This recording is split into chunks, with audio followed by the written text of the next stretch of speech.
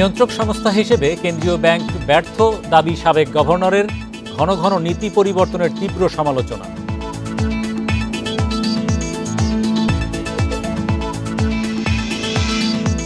নিত্যপণ্যের দাম সহনীয় রাখতে বাজেটে যৌক্তিক কর কাঠামোর আহ্বান। ঈদ সামনে রেখে বাড়ানো হবে বাজার তদারকি।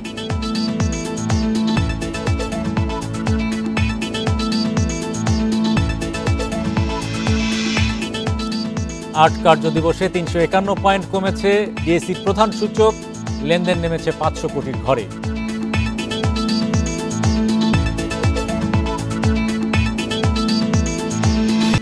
আমন্ত্রণ অর্থনীতি সারাদিনে আপনাদের সাথে আছি হরি সাহা। শুনছিলেন শিরোনাম, এবার জানাবো বিস্তারিত।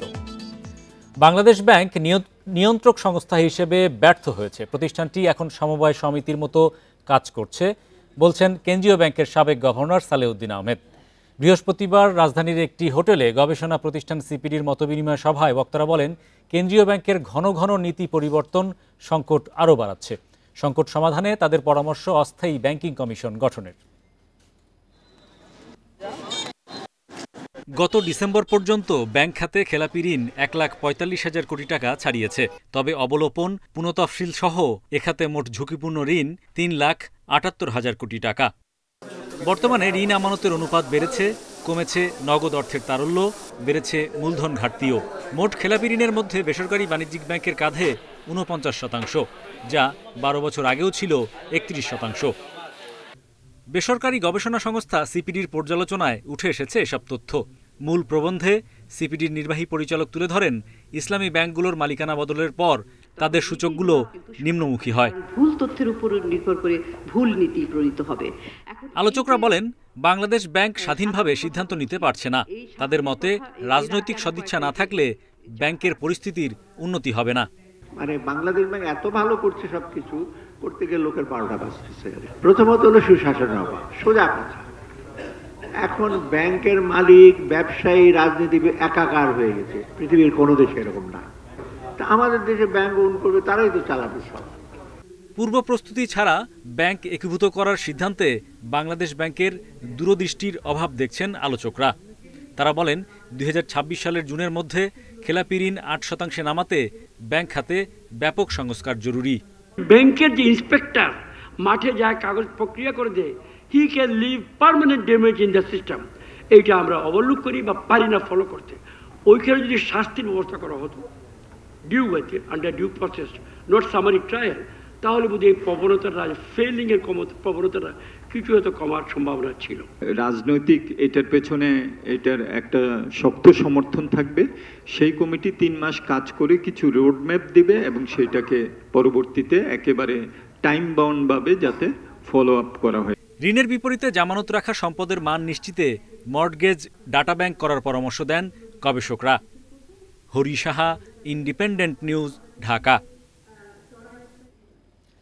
নিত্যপণ্যের দাম সহনীয় রাখতে বাজেটে শুল্ক কাঠামো যৌক্তিক করতে জাতীয় রাজস্ব বোর্ড এনবিআরকে অনুরোধ করেছে বাণিজ্য মন্ত্রণালয়। দুপুরে রাজধানীতে এক কর্মশালা শেষে একথা জানান বাণিজ্য প্রতিমন্ত্রী আহসানুল ইসলাম টিটু। দ্রব্যমূল্য ঊর্ধ্বমুখী হওয়ার জন্য উপজেলা নির্বাচনও দায়ী বলে মন্তব্য করেছেন তিনি। নিত্যপণ্যের বাজারের অস্থিরতা তো কমছেই না, বরং প্রতিদিনই বাড়ছে কোনো না কোনো পণ্যের দাম। সরকারের নানা হুঁশিয়ারিতেও থামছে না দাম বাড়ার প্রবণতা। বাজারে 53 টাকার নিচে মিলছে না মোটা চাল, ডিমের ডজন 150 টাকারও বেশি, চড়া সবজির দামও, আর মাংসের বাজার তো নাগালের বাইরে। সব মিলিয়ে বাজার করতে নাভিশ্বাস ক্রেতাদের। এমন পরিস্থিতিতে আসছে নতুন অর্থবছরের বাজেট। ভোক্তাদের চাওয়া বাজেটে ভোগ্যপণ্যের দামে কিছুটা স্বস্তি। গভর্নমেন্ট যদি ইচ্ছা করে, চেষ্টা করলে অবশ্যই কোনো একটা সুফল বের করতে পারবে আমি মনে করি। এটাও এখন নাগালের বাইরে চলে গেছে। মানুষের নাগালে 1 ডজন ডিম রাখতেছে 150 টাকা। রাজধানীতে এক অনুষ্ঠান শেষে বাণিজ্য প্রতিমন্ত্রীর কাছে জানতে চাওয়া হয় বাজেটে কি থাকছে ভোক্তাদের জন্য। তিনি বলেন, তেল, চিনি সহ অতি প্রয়োজনীয় পণ্যের দাম যেন মানুষের ক্রয় ক্ষমতার মধ্যে থাকে, সেজন্য এনবিআরকে অনুরোধ করা হয়েছে। চলমান উপজেলা নির্বাচনের কারণেও নিত্য প্রয়োজনীয় পণ্যের দাম বাড়ছে বলে মনে করেন তিনি। ট্যারিফের কম বেশি করায় দ্রব্যমূল্যের দামও কম বেশি হয়, এটা যেন আমরা স্থিতিশীল রাখতে পারি, এটা রিফ্লেকশনটাই আমরা এনবিআর এর কাছে চেয়েছি। আমরা আশা করি এনবিআর এর কাছ থেকে আগামী বাজেটে সাধারণ মানুষের ক্রয় ক্ষমতায় যেন আমরা নিত্য প্রয়োজনীয় জিনিস রাখতে পারি, সেই ধরনের একটা যৌক্তিক আমরা কর ব্যবস্থা আমরা পাবো। ঈদ উপলক্ষে বাজার নিয়ন্ত্রণে আগামী সপ্তাহে আন্তঃমন্ত্রণালয় বৈঠক হবে বলেও জানান বাণিজ্য প্রতিমন্ত্রী। Shahid Ahmed, independent News, Dhaka. আর্থিক খাতে চলমান নানা সংকটের মধ্যেও চলতি বছরের প্রথম প্রান্তিকে শেয়ার বাজারে তালিকাভুক্ত অধিকাংশ ব্যাংকের নেট মুনাফা বেড়েছে। ব্যাংকগুলোর মধ্যে মুনাফায় রয়েছে ৩৩টি, এর মধ্যে ৩৪টি গত বছরের একই সময়ের তুলনায় মুনাফা বেড়েছে। ৯টির মুনাফা কমেছে, লোকসান করেছে এনবিএল ও আইসিবি ইসলামিক ব্যাংক। ব্যাংকগুলোর প্রকাশিত অনিরীক্ষিত আর্থিক প্রতিবেদনের তথ্য পর্যালোচনায় এমন চিত্র পাওয়া গেছে। শেয়ার বাজারে তালিকাভুক্ত ব্যাংক ৩৬টি, এর মধ্যে সরকারি রূপালী ব্যাংক বাদে সবগুলো গত ৩০ মার্চ সমাপ্ত প্রান্তিকের আর্থিক প্রতিবেদন প্রকাশ করেছে। এতে দেখা যায় লোকসানি ২ ব্যাংক বাদে বাকি ৩৩টির গত জানুয়ারি মার্চ প্রান্তিকে কর পরবর্তী নেট মুনাফা হয়েছে ২,৩৪৬ কোটি টাকা। গত বছরের একই সময়ে যা ছিল ২,২২১ কোটি টাকা। মুনাফা বেড়েছে ২২৫ কোটি টাকা বা ১০.৬৩%। শ্রম আইন লঙ্ঘনের মামলায় ডক্টর ইউনূস সহ ৪ আসামির জামিনের মেয়াদ আগামী ৪ জুলাই পর্যন্ত বাড়িয়েছে শ্রম আপিল ট্রাইব্যুনাল। সকালে আদালত থেকে বেরিয়ে ডক্টর মোহাম্মদ ইউনূস নিয়মিত হাজিরা দেয়াকে দুর্যোগের সাথে তুলনা করে বলেন, এতে দেশের ভাবমূর্তি ক্ষুণ্ণ হচ্ছে। এদিকে রাষ্ট্রপক্ষ বলছে সাজাপ্রাপ্ত আসামি হয়ে দেশের ভাবমূর্তি নিয়ে কথা বলার এখতিয়ার নেই।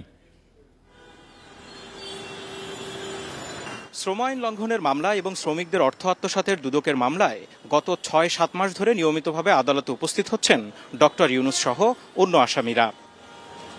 বৃহস্পতিবারও সকালে রাজধানীর কাকরাইলের শ্রম আপিল ট্রাইব্যুনালে হাজির হন শ্রম আদালতে দেয়া ৬ মাসের সাজার বিরুদ্ধে জামিনের মেয়াদ বাড়ানোর আবেদন নিয়ে। আদালত থেকে বেরিয়ে হয়রানির অভিযোগ করেন এই নোবেল বিজয়ী। প্রচুর কাজ করতে পারতাম যদি না আমরা এইসব টানাহেস্টার মধ্যে পড়ে না আছি, এই দুর্যোগের মধ্যে পড়ে না আছি। এটা ঠকছে কারা? আমি কি ঠকছি? আমার ঠকার কি আছে? আমি যা করার করেছি। শেষ বয়সে যেটুকু করে যেতে চেয়েছিলাম আমাকে সে সুযোগ দেওয়া হচ্ছে না। তবে কোনো ধরনের হয়রানির অভিযোগ নাকচ করেন কলকারখানা পরিদর্শন অধিদপ্তরের আইনজীবী। বলেন, আদালতের কাছে তিনি এখন একজন সাজাপ্রাপ্ত আসামি। উনি সাজাপ্রাপ্ত আসামি, ওনার পার্টিকুলার একটা কেসের সাক্ষ্য প্রমাণের ভিত্তিতে ওনার সাজা হয়েছে। উনি কথা বলতে পারবেন, মামলা নিয়ে কথা বলুন, আমাদের কোনো আপত্তি নেই। আগেও বলেছেন, ওনার আইনজীবী বলেছেন, এবং উনি আর্জি করেছেন, আর্জি করে জামিন বর্ধিত করেছেন। ডক্টর ইউনূস সহ ৪ আসামির জামিনের মেয়াদ ৪ জুলাই পর্যন্ত বাড়িয়েছে আদালত। তবে সাজার রায়ের সার্টিফাইড কপি না পাওয়ায় এদিনও মূল আপিল শুনানি হয়নি। কোর্ট মনে হয় অনেকটা নিরুপায় হয়ে আবার আগামী ৪-৭ তারিখে আমাদের পরবর্তী ডেট নির্ধারণ করেছেন। ওই দিন পর্যন্ত বেইল মঞ্জুর করেছেন। স্থায়ী জামিন আবেদন মঞ্জুর না হলেও এ নিয়ে ৪র্থ দফায় জামিনের মেয়াদ বাড়ল ডক্টর ইউনূসের। Zahidul Bashar, Independent News, Dhaka. সপ্তাহের শেষ কার্যদিবসে সূচক কমেছে দেশের 2 শেয়ার বাজারেই। এ সময় ঢাকা স্টক এক্সচেঞ্জের প্রধান সূচক কমেছে ৫৮.৭০ পয়েন্ট। এ নিয়ে টানা ৮ কার্যদিবস নিম্নমুখী ঢাকা শেয়ার বাজারের প্রধান সূচক। আগের দিনের চেয়ে লেনদেনও কমেছে ৮৩ কোটি টাকা। অন্যদিকে চট্টগ্রাম স্টক এক্সচেঞ্জের সার্বিক সূচক কমেছে প্রায় ১৫৫ পয়েন্ট।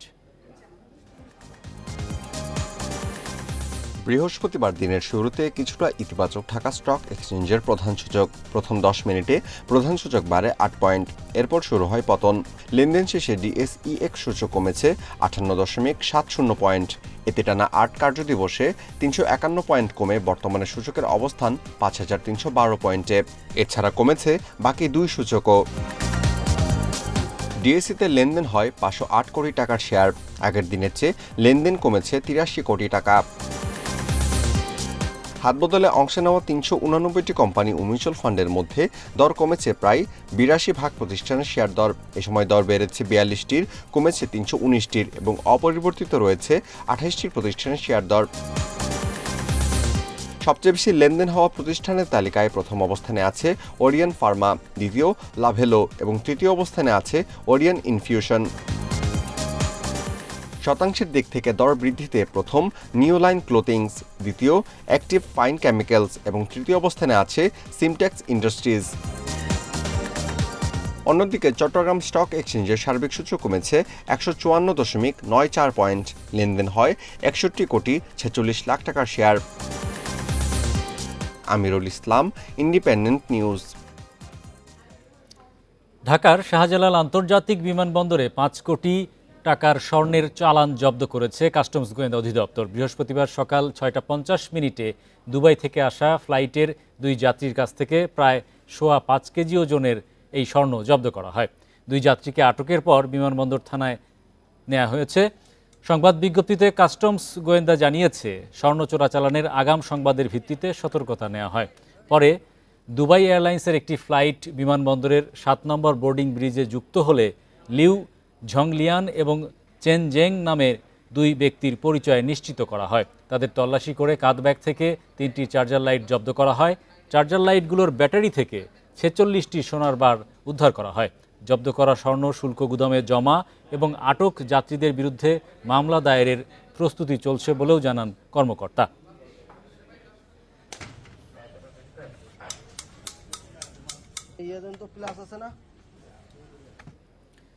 খুলনায় 54 বছরেও নির্মাণ হয়নি পর্যটন কমপ্লেক্স। আর কমপ্লেক্স না থাকায় পর্যটন কর্পোরেশনের নেই কোনো কার্যক্রম।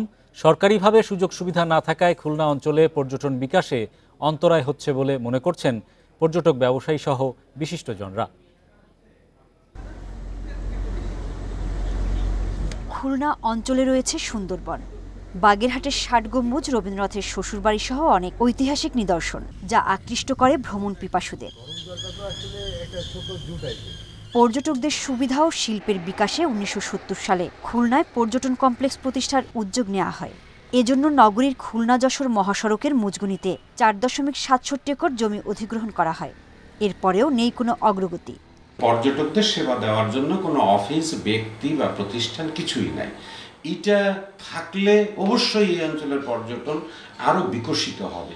এই বিস্তীর্ণ অঞ্চল এই পর্যটন কেন্দ্র থেকে বঞ্চিত হচ্ছে, এটি আমাদের জন্য দুঃখজনক। এটি আমি মনে করি শুধু আমাদের এই অঞ্চলের মানুষের জন্য না, এটি দেশের জন্য একটি খারাপ উদাহরণ হয়ে দাঁড়িয়েছে। পর্যটকদের পর্যাপ্ত সুযোগ সুবিধার জন্য দ্রুত উদ্যোগ নেওয়ার কথা জানিয়েছে জেলা প্রশাসক। খুলনা একটি পর্যটন প্রবণ এলাকা, এখানে সুন্দরবন রয়েছে এবং অনেক দেখার বিষয় আছে, সেহেতু পর্যটন কর্পোরেশনের কাজ করার সুযোগ আছে। তো আমরা এই যোগাযোগটি করার চেষ্টা করছি এবং আমরা দ্রুতই পর্যটন কর্পোরেশনকে সাথে যোগাযোগ করে ওই জায়গাটা যাতে সঠিকভাবে ব্যবহার হয়, ফাঁকা পড়ে না থাকে, সেদিকে চেষ্টা করব। প্রতি বছর সুন্দরবনে 1.5 লাখের বেশি পর্যটক আসে। বর্তমানে ছোট বড় মিলিয়ে খুলনা, বাগেরহাট, সাতক্ষীরায় 400-র বেশি ট্যুর অপারেটর রয়েছে। Independent news.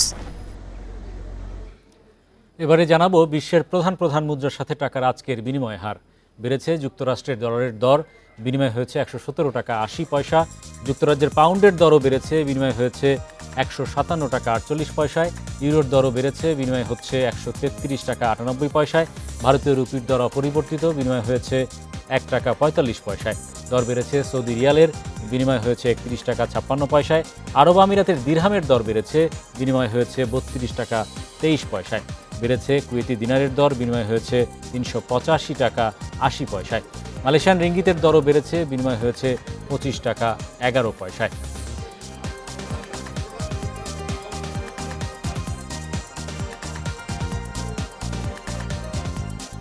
এই ছিল আজকের অর্থনীতি সারাদিনে। ইন্ডিপেন্ডেন্ট টেলিভিশনের সব খবর জানতে চোখ রাখুন ফেসবুক, ইউটিউব এবং এক্সে। আমন্ত্রণ আমাদের পরের আয়োজনে।